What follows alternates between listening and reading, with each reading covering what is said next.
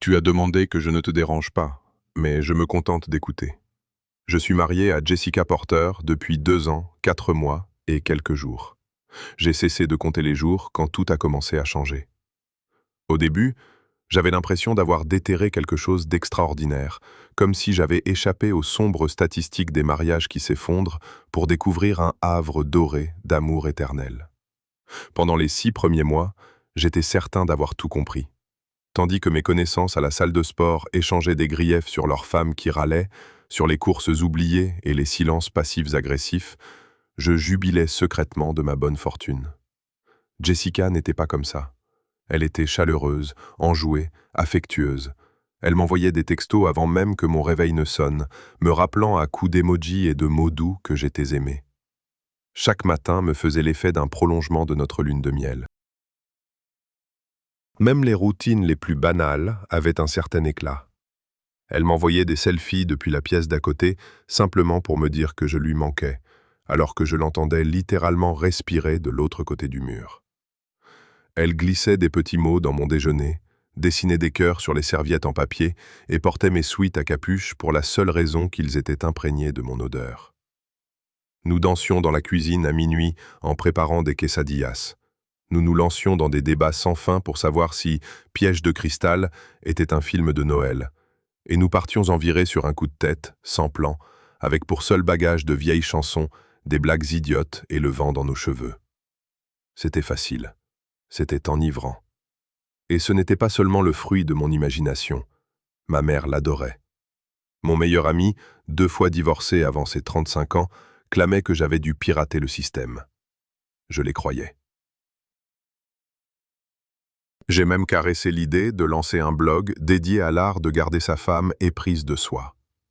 Rétrospectivement, je suis reconnaissant de ne pas l'avoir fait. Ça aurait très mal vieilli. Au départ, j'ai mis le changement sur le compte de la vie qui nous rattrapait, tout simplement. Les messages arrivaient plus tard dans la journée, plus courts, moins expressifs. Les selfies ont cessé. Elle a arrêté de porter mes vêtements. L'affection n'a pas disparu d'un coup, elle s'est étiolée petit à petit, comme une chanson qui s'estomperait en plat refrain. Je l'ai remarqué naturellement, mais je me suis rassuré en me disant que c'était le stress, peut-être un début d'épuisement professionnel. Son cabinet lui imposait des horaires à rallonge pour tenir des délais intenables. Ce devait être l'explication. Par la suite, c'est devenu plus difficile à ignorer. La chaleur entre nous a cédé la place à quelque chose de froid et de distant. C'était comme si elle était passée du mode épouse au mode manager.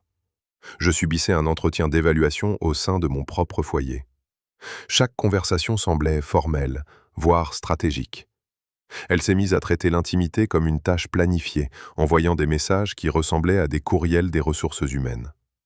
Son ton est devenu stérile, sa présence lointaine. Je m'attendais presque à ce qu'elle me demande des réunions via Outlook. J'ai abordé le sujet prudemment, en essayant de le faire par inquiétude plutôt que par confrontation, mais chaque fois, je me heurtais aux mêmes réponses sèches. Elle était fatiguée. J'imaginais des choses. Ce n'était pas le moment opportun. Son expression en disait plus que ses mots, épuisée, vaguement agacée, comme si je l'importunais en m'en souciant trop. J'ai persisté à essayer de l'atteindre, espérant que la version d'elle que je connaissais referait surface, mais elle continuait de s'éloigner. Il n'y a pas eu de dispute, pas de trahison majeure, seulement un lent effilochement. J'ai commencé à avoir l'impression d'être le seul à m'accrocher, alors qu'elle était déjà ailleurs, mentalement et émotionnellement. J'ai cru un jour que nous étions le genre de couple qui suscitait l'envie chez les autres. Maintenant, je ne suis plus sûr que nous l'ayons jamais été. Peut-être étais-je trop absorbé par le fantasme pour percevoir les fissures sous la surface, ou peut-être quelque chose s'est-il brisé en elle sans qu'elle ne me le dise jamais. Quoi qu'il en soit, c'est désormais évident. Je n'ai perçu les murs de la cellule où je me trouvais qu'au moment où j'ai compris que je n'étais plus libre. La nuit où tout a officiellement déraillé était un jeudi, ce qui semble approprié, car les jeudis sont intrinsèquement des jours maudits. Trop loin du week-end pour inspirer l'espoir, trop proche de la fin pour feindre la fraîcheur et la motivation. J'étais affalé sur notre canapé d'angle, absorbé par un documentaire étonnamment captivant sur les canards sur National Geographic. Avant de juger mes préférences télévisuelles, laissez-moi vous informer que les canards sont, en fait, des créatures incroyables, avec des comportements d'accouplement particulièrement sombres, qui font passer les relations humaines pour des films Disney bien innocents. J'en étais à environ 40 minutes d'apprentissage sur les conflits territoriaux des colverts quand j'ai entendu la porte d'entrée claquer avec une force telle qu'elle a fait vibrer les cadres au mur, signalant immédiatement que quelqu'un s'apprêtait à saboter royalement votre soirée. Jessica fit son entrée dans le salon comme un procureur pénétrant dans une salle d'audience où il sait d'avance que le verdict lui sera favorable. Elle lâcha un de ses soupirs longs et théâtraux. Pas une simple expiration, non, mais l'un de ces essoufflements dramatiques qui vous font comprendre que votre simple existence est une insulte à l'air qu'elle est contrainte de partager avec vous. Je levai les yeux de mon documentaire sur les canards, télécommande toujours en main, pour l'observer. Elle se tenait là, sanglée dans sa panoplie de bureaux hors de prix, un pantalon de créateur qui coûtait plus cher que mon abonnement annuel à la salle de sport, et ce chemisier en soie qu'elle avait qualifié d'investissement le jour où j'avais frôlé l'arrêt cardiaque en découvrant le relevé de carte de crédit. « Marcus », dit-elle. La façon dont elle prononça mon prénom fit l'effet d'un diagnostic médical. « Il faut qu'on parle, tout de suite. » Permettez-moi de vous dire une chose à propos de cette phrase, « il faut qu'on parle », que toute personne en couple comprend d'instinct. Dans toute l'histoire de la communication humaine, rien de positif n'a jamais suivi ces 4 mots. C'est une réplique qui trône au panthéon des phrases de rupture, juste à côté du célèbre « ce n'est pas toi, c'est moi ». Elle croisa les bras dans cette posture universelle de confrontation, et je sus immédiatement qu'elle avait répété tout son discours, probablement pendant le trajet du retour ou devant le miroir des toilettes au bureau pendant sa pause déjeuner. « À partir de maintenant, annonça-t-elle, et je jure qu'elle employa le même ton que si elle présentait la nouvelle charte de l'entreprise, c'est moi qui déciderai quand nous passerons du temps ensemble. Arrête de m'importuner. » Elle resta là, immobile, guettant ma réaction. Je voyais bien qu'elle s'attendait à ce que je commence à argumenter, ou peut-être même à ce que je la supplie en lui demandant ce que j'avais fait de mal et comment je pouvais me racheter. Mais voilà le truc quand on est pris de court par sa propre femme qui déclare ce qui s'apparente à la loi martiale au sein de votre mariage. Le cerveau finit par disjoncter. Je clignais des yeux, toujours cramponné à ma télécommande, essayant d'assimiler ce que je venais d'entendre. Venait-elle vraiment de m'ordonner d'arrêter de la déranger ? Étions-nous devenus de simples colocataires ? Avais-je raté le mémo stipulant que notre mariage passait en mode optionnel, où je devais désormais obtenir un bon de sortie écrit pour interagir avec ma propre épouse ? Cool, finis-je par répondre. Parce que, honnêtement, que dire d'autre quand quelqu'un lâche une bombe pareille ? Alors, je dois prendre rendez-vous via les RH, ou est-ce qu'il existe un genre de portail domestique ? Un lien Google Calendar peut-être, pour consulter tes créneaux de disponibilité ? Je posais sincèrement la question, mais je n'avais pas pu m'empêcher d'y injecter une dose de sarcasme, tant l'absurdité de la situation l'exigeait. Mon pote Derek m'avait raconté comment son ex-femme l'avait un jour forcé à planifier leur moment d'intimité 2 semaines à l'avance. J'en avais ri, persuadé que cela ne m'arriverait jamais. Et pourtant, j'y étais. Je vivais ce cauchemar en temps réel. Elle leva les yeux au ciel avec une telle force que je fus surpris qu'il ne reste pas bloqué face à son cerveau. « Je suis sérieuse, Marcus, tu es trop collant. » « Collant ?» Le mot resta suspendu dans l'air comme une odeur nauséabonde. J'ai dû lutter physiquement contre l'envie d'éclater de rire, tant l'accusation était déconnectée de la réalité. C'en était presque impressionnant.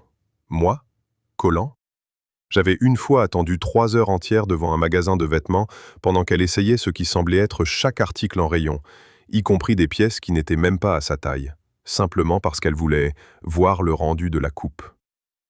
J'étais resté assis sur ce banc en béton inconfortable près de l'entrée, à regarder défiler un cortège infini de sacs de shopping et de bambins hurlants.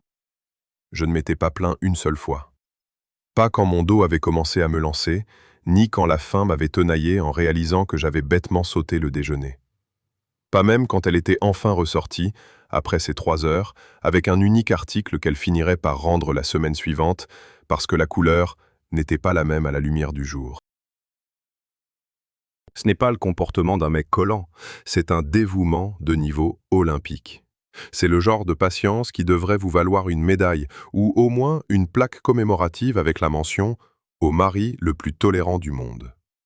J'en avais même parlé sur le groupe WhatsApp des copains et Alex avait répondu par un F, comme si j'étais tombé au champ d'honneur.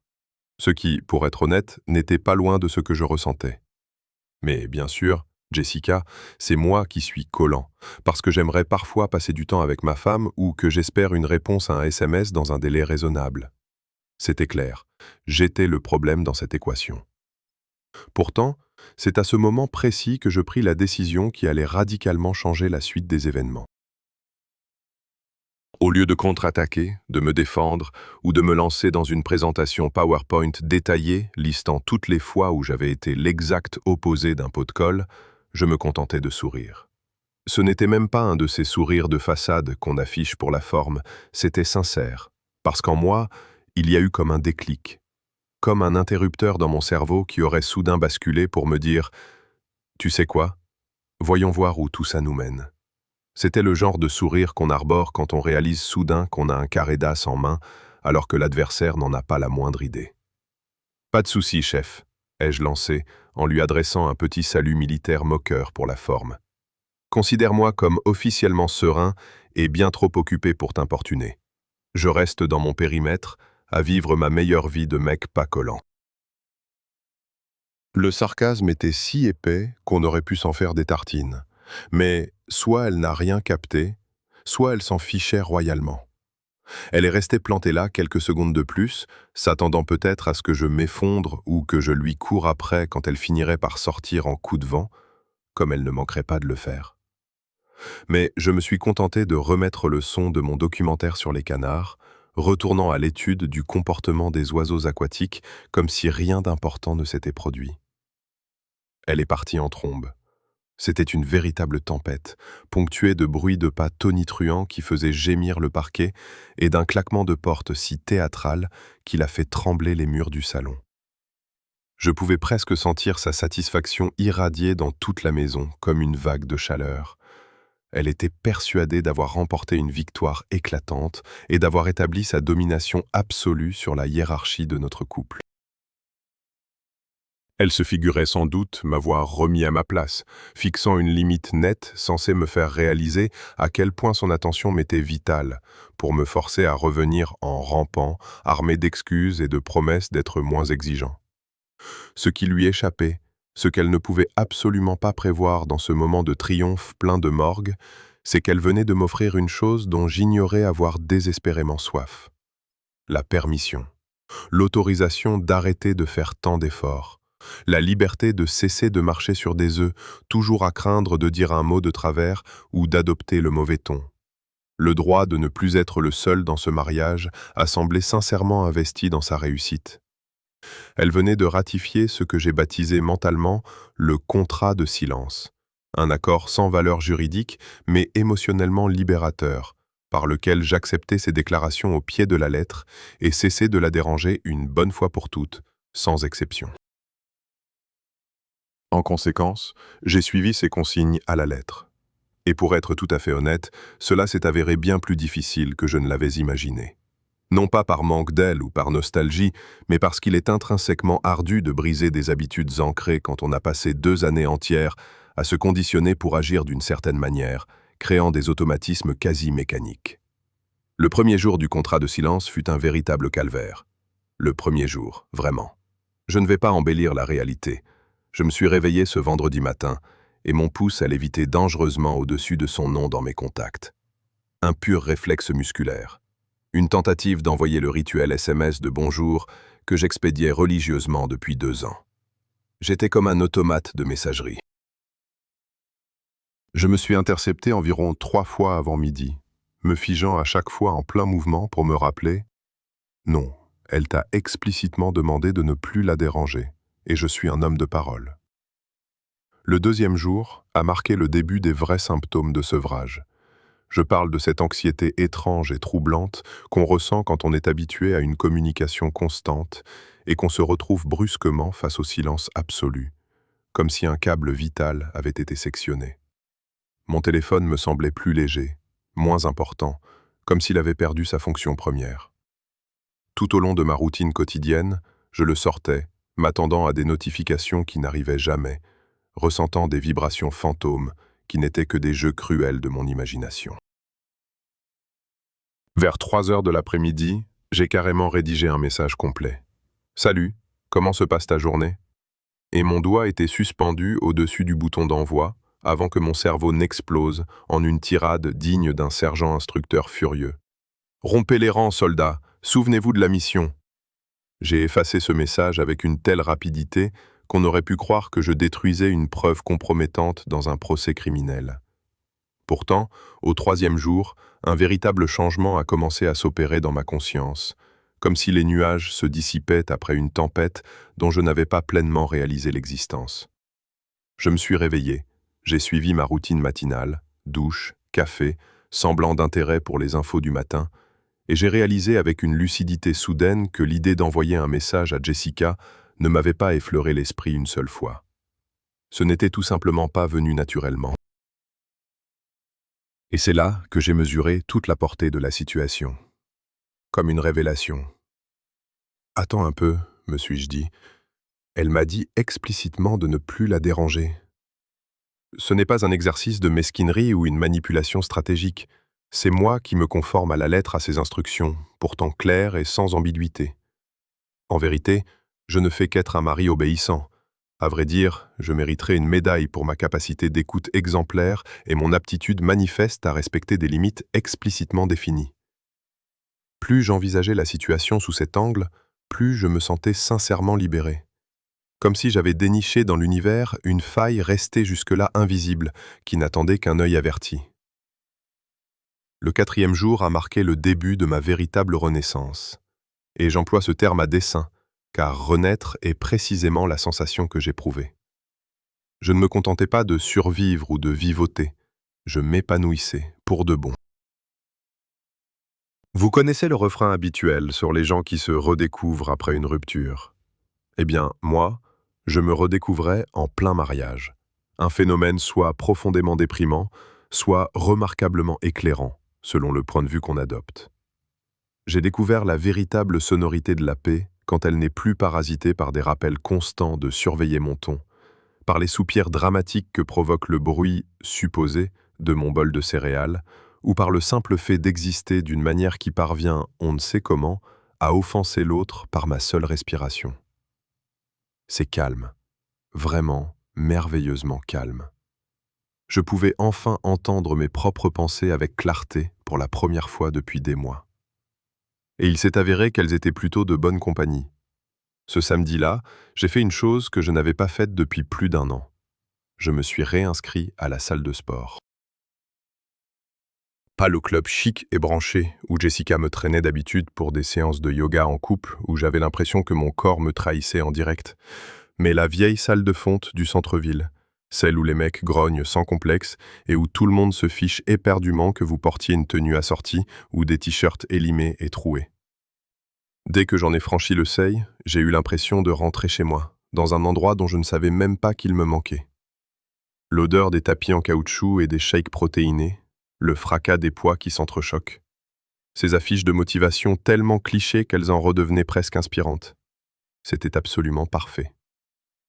Et c'est là que j'ai croisé Tyler, ou plutôt que je l'ai retrouvé, car nous étions dans le même lycée il y a environ 10 ans, même si nous fréquentions des cercles sociaux totalement opposés à l'époque.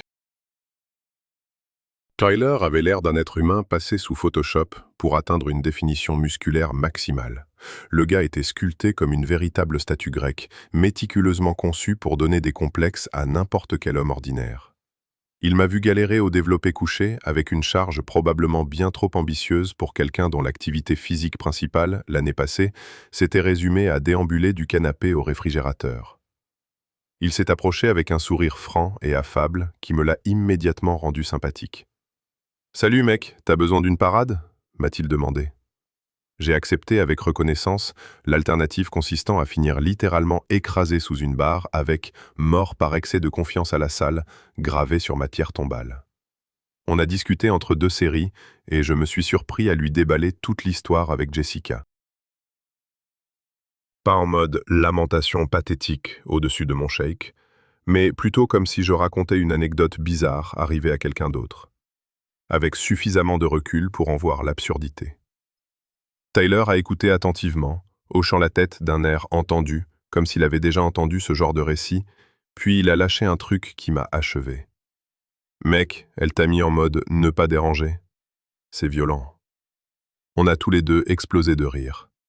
Et juste comme ça, je venais de me faire un pote de salle qui comprenait tout le ridicule de ma situation sans me traiter en victime ou me regarder avec pitié. L'autre avantage inattendu de ce contrat du silence s'est manifesté à mon travail. Vous voyez Rachel, ma collègue de la compta? Elle a la palette émotionnelle d'un golden retriever. Tout est soit génial, soit le truc le plus dingue de tous les temps, ou tellement excitant, d'une manière qui devrait sans doute être agaçante, mais qui ne l'est pas. On avait toujours été bons collègues, du genre à prendre un café ou à discuter devant le micro-ondes en attendant que nos plats chauffent, mais on n'avait jamais vraiment socialisé au-delà de ces interactions brèves et superficielles. Pourtant, durant cette semaine inaugurale de ma toute nouvelle libération des discordes conjugales, elle détecta que quelque chose clochait lors de notre rituel café du lundi matin, à l'enseigne d'en face. « Marcus, on dirait que tu t'es délesté d'un poids », fit-elle remarquer en penchant la tête, comme si elle tentait de résoudre une énigme qui la dépassait. « Tu as été chez le coiffeur ou un truc du genre ? Il y a définitivement un truc qui a changé chez toi. » Je ris doucement et l'informai que non, j'opérais simplement de sérieux changements de vie qui portaient leurs fruits au-delà de mes espérances. Et sans que j'aie le temps de m'en rendre compte, nous nous retrouvâmes à partager un véritable déjeuner à la cafétéria du bureau, discutant de tout et de rien. De ces tentatives absolument désastreuses en cours de poterie, apparemment elle avait réussi à bousiller 4 bols en une seule séance, jusqu'à mon engouement soudain pour les documentaires animaliers sur les canards et leurs rituels d'accouplement étonnamment macabres. Rachel possédait ce don incroyable de rendre la moindre conversation banale tout à fait passionnante, comme si elle était sincèrement captivée par ce qu'on lui racontait, peu importe la monotonie profonde du sujet. Et je réalisais avec une clarté soudaine à quel point j'avais réellement manqué d'avoir de vrais amis en dehors de mon mariage, des gens qui ne me faisaient pas culpabiliser pour le simple fait d'exister. À la fin de cette première semaine de liberté, j'avais instauré une routine totalement inédite qui ne consistait plus à attendre fébrilement des SMS qui ne viendraient jamais, ou à me demander si ma femme daignerait m'accorder un peu de son temps en fonction de son humeur ou de son emploi du temps. J'allais à la salle de sport 3 bonnes fois par semaine avec Tyler, je déjeunais avec Rachel chaque mercredi avec une précision d'horloger, et je consacrais mes soirées à ce que j'avais vraiment, mais alors vraiment envie de faire. Qu'il s'agisse de regarder des documentaires sur les palmipèdes, de me plonger dans des bouquins que je prévoyais de lire depuis des mois, ou simplement de savourer un silence béni sans que personne ne me reproche de prendre de la place. Je me mis même à tenir un journal, chose que je n'aurais jamais imaginé faire, mais qu'un ami thérapeute m'avait suggéré des années plus tôt lors d'une discussion sur l'évacuation du stress. Ma note pour le 8e jour disait simplement « toujours vivant ». Cela faisait 7 jours consécutifs qu'on ne m'avait pas fait de remarques sur la façon dont je rangeais le linge. J'ai le moral au beau fixe, et Tyler m'assure que mon exécution au développé couché s'améliore à vue d'œil à chaque séance. Rachel m'a apporté des cookies qu'elle avait préparés. Ils étaient un peu cramés sur les bords, mais je les ai mangés quand même, parce que c'est ce que font les vrais amis. Est-ce là ce qu'on appelle la tranquillité ? Il s'est avéré que c'était bel et bien la paix, et apparemment, elle me réussissait plutôt bien, à en juger par les nombreux commentaires sur mon humeur radieuse. Une semaine entière s'écoula, puis quelques jours de plus, jusqu'à ce que, contre toute attente, 2 semaines complètes soient passées, et je réalisais alors une chose absolument ahurissante que je n'avais pas prévue. Je n'avais reçu ni appel, ni SMS, ni emoji, pas même l'un de ces accusés de réception passif-agressif qui vous signifie que l'autre a vu votre message, mais a sciemment choisi les hostilités plutôt que la réponse. Le centre de notification de mon téléphone ressemblait à une véritable ville fantôme, où des buissons de poussière auraient presque pu traverser l'écran tant le silence radio était total. C'était le genre de silence absolu qui aurait plongé l'ancien Marcus dans un tourbillon d'angoisse et de doute, le poussant à remettre en question chaque facette de son être. Cependant, le nouveau Marcus, le mordu de sport libéré et passionné de documentaires sur les canards, voyait les choses autrement. Ce Marcus métamorphosé, qui avait redécouvert l'essence même du bonheur, vivait sa meilleure vie et se moquait éperdument de ce silence. Ce qui rendait la situation encore plus étrange et frappante, c'était la présence de Jessica sur les réseaux sociaux. Ou plutôt, son absence totale et radicale. Il faut bien comprendre une chose fondamentale à propos de ma femme. Cette femme poste pratiquement tout sur Instagram, sans aucune exagération. Sa story Instagram est normalement une chronique minute par minute de sa journée. Le brunch avec ses copines, où chaque assiette est photographiée sous 6 angles différents avec divers filtres. Ses nouvelles manucures qui nécessitent apparemment une séance photo digne d'un pro avec poses multiples. Et les chiens croisés au hasard dans la rue qui ne sont même pas les nôtres, mais qu'elle traite comme si c'étaient ses propres enfants retrouvés après des années. Un jour, elle a publié un carrousel de 15 photos uniquement sur un smoothie, un seul smoothie, avec des légendes qui s'étendaient sur sa quête du bien-être et l'importance de s'écouter. Le tout accompagné d'une quarantaine de hashtags susceptibles d'atteindre des gens vivant dans des pays que je ne saurais situer sur une carte, même contre une petite fortune. Ces derniers temps, en revanche, c'était le silence radio le plus total. Son compte Instagram n'avait pas été mis à jour depuis presque 2 semaines entières, ce qui, dans le monde de Jessica, équivalait à s'évaporer de la surface de la Terre ou, peut-être, à se faire enlever par des extraterrestres. Pas de story, pas de post, pas de clichés soigneusement mis en scène de sa vie soi-disant enviable, qui, d'ordinaire, générait des dizaines de mentions, j'aime et de commentaires de la part de ses abonnés. Si j'avais remarqué cette absence, c'est parce que, soyons honnêtes, même quand on essaie activement de ne plus penser à quelqu'un, on continue d'éplucher ses réseaux sociaux tel un détective enquêtant sur un vieux dossier classé. C'est la nature humaine, ou peut-être simplement la mienne. Quoi qu'il en soit, ce vide était on ne peut plus flagrant. C'était un peu comme ce voisin qui tond invariablement sa pelouse à 7 heures pile tous les matins et qui s'arrête brusquement. On ne peut s'empêcher de se demander s'il ne lui est pas arrivé un malheur.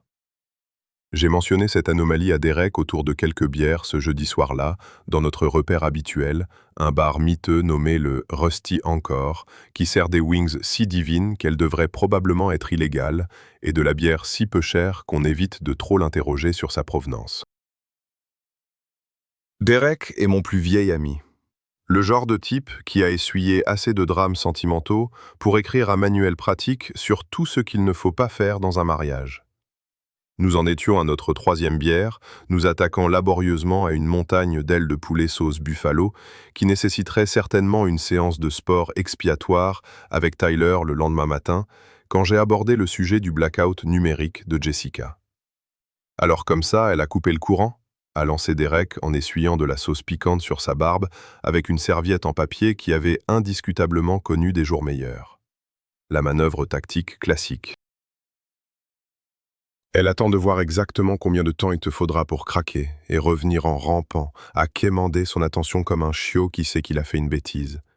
A-t-il déclaré avec un tel naturel qu'on aurait dit qu'il énonçait les lois fondamentales de la physique ou les raisons pour lesquelles il ne faut absolument pas mettre d'aluminium au micro-ondes. C'était une vérité simple, évidente. J'ai eu un rire franc. Elle m'a dit de ne pas ramper du tout.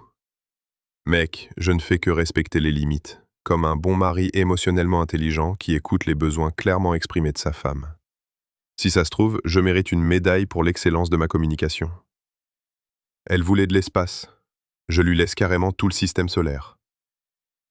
Je respecte ses volontés avec un tel zèle que ça devrait honnêtement être considéré comme une discipline olympique. Derek a levé sa bière en signe de respect. Je dois te l'accorder, Porter. La plupart des mecs auraient déjà craqué, à envoyer des textos pathétiques du genre « Ça va ?» à 2 heures du matin comme des ados désespérés. Mais toi, tu es en train de suivre son bluff, et je suis sincèrement impressionné. Venant d'un type qui avait envoyé à son ex-femme 37 messages d'excuses pour un truc qu'il n'avait même pas fait, juste pour avoir la paix, c'était un compliment de haut vol. À ce stade, la tenue de mon journal était devenue un rituel quotidien, quelque chose que j'attendais avec impatience chaque soir au lieu d'y voir une corvée. Ma note du 14e jour fut particulièrement éclairante. 2 semaines entières de paix véritable. Jessica n'a toujours pas rompu le silence, pas une seule fois. J'ai appris aujourd'hui que j'aime cuisiner quand personne n'est derrière mon épaule à critiquer ma façon de tenir un couteau. Je me suis fait des œufs brouillés ce matin, ils étaient vraiment délicieux. Tyler a augmenté ma charge au développé couché. Rachel m'a montré des photos du mariage de sa sœur et ne m'a pas fait culpabiliser d'exister. Est-ce que c'est ce que les gens veulent dire quand ils parlent de se trouver soi-même?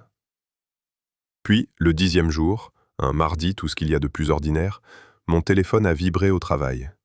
Le nom de Jessica est apparu avec un simple « salut ». 5 lettres. Pas de ponctuation, aucun contexte, juste « salut ». Posé là, sur mon écran, comme une petite bombe prête à exploser. L'ancien Marcus aurait immédiatement répondu par un truc beaucoup trop empressé du style « Salut, comment tu vas? Tout va bien ?» suivi de 3 autres messages avant même qu'elle ait eu le temps de répondre.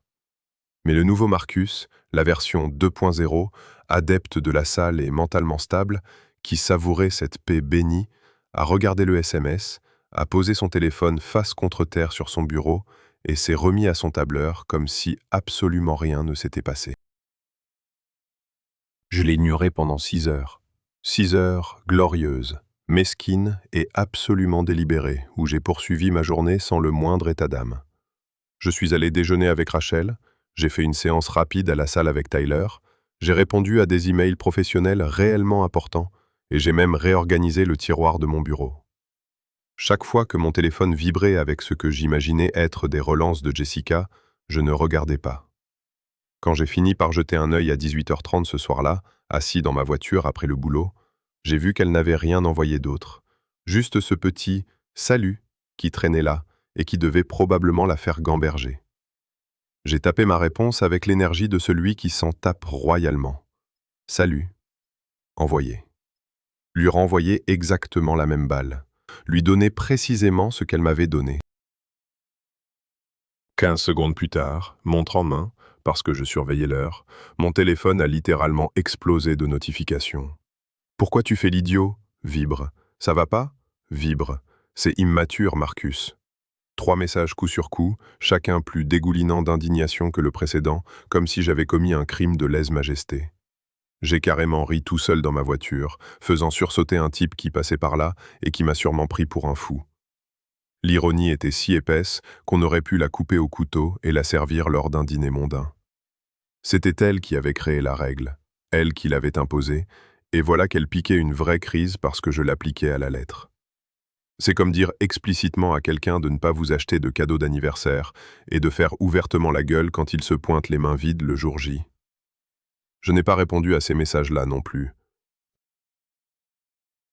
J'ai juste glissé mon téléphone dans ma poche et j'ai pris la route, avec cette étrange sensation de satisfaction qui me chatouillait la poitrine. Vers le 12e jour de mon exil volontaire loin du mélo conjugal, un miracle s'est produit.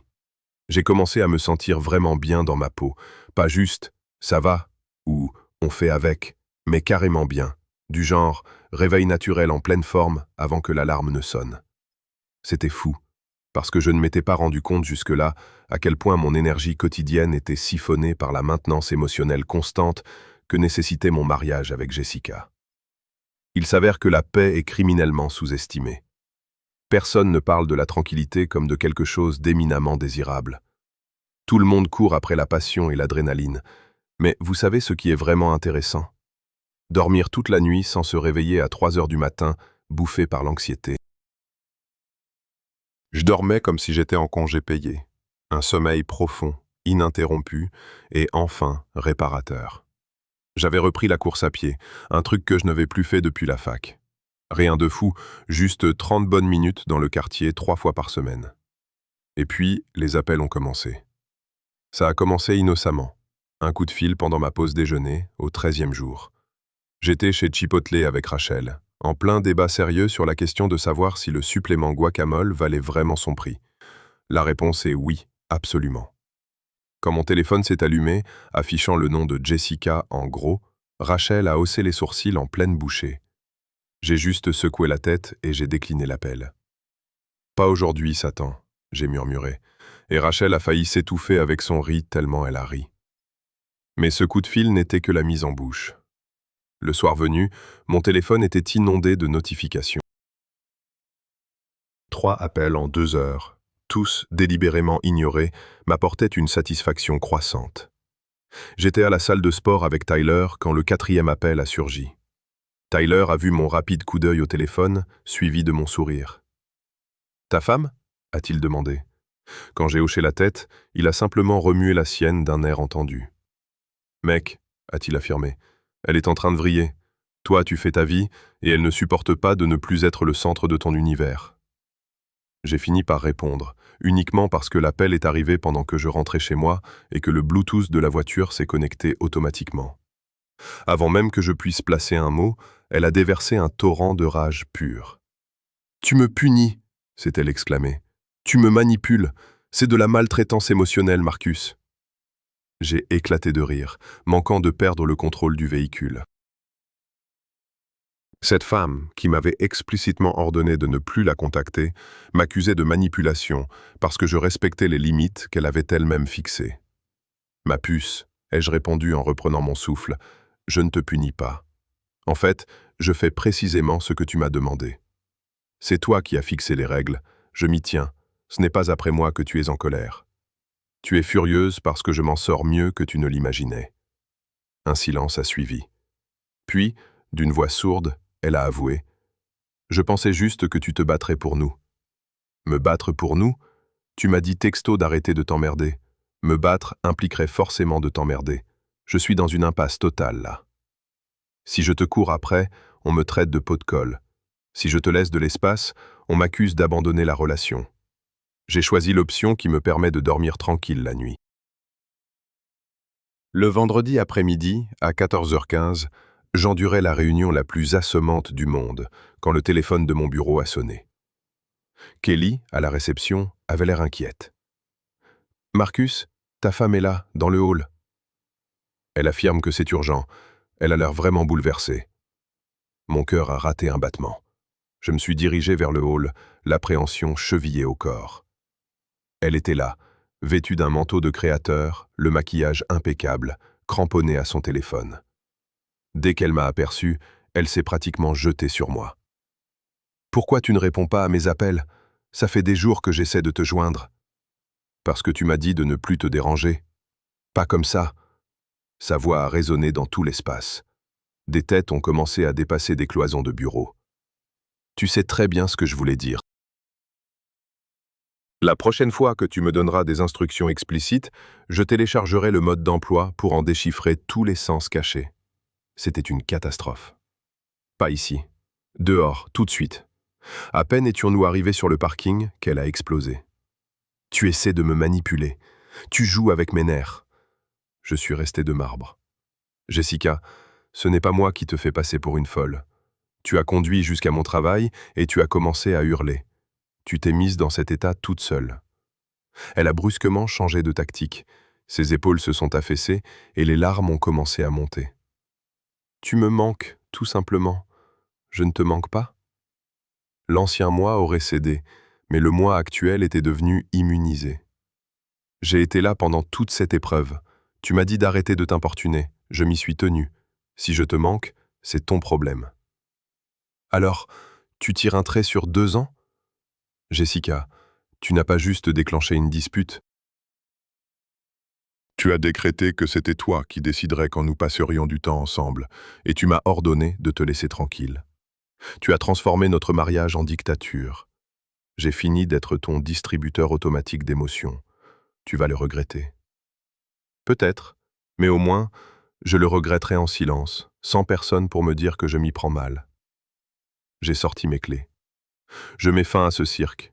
Pas seulement au jeu, à la manipulation ou au drame. J'arrête tout, c'est fini.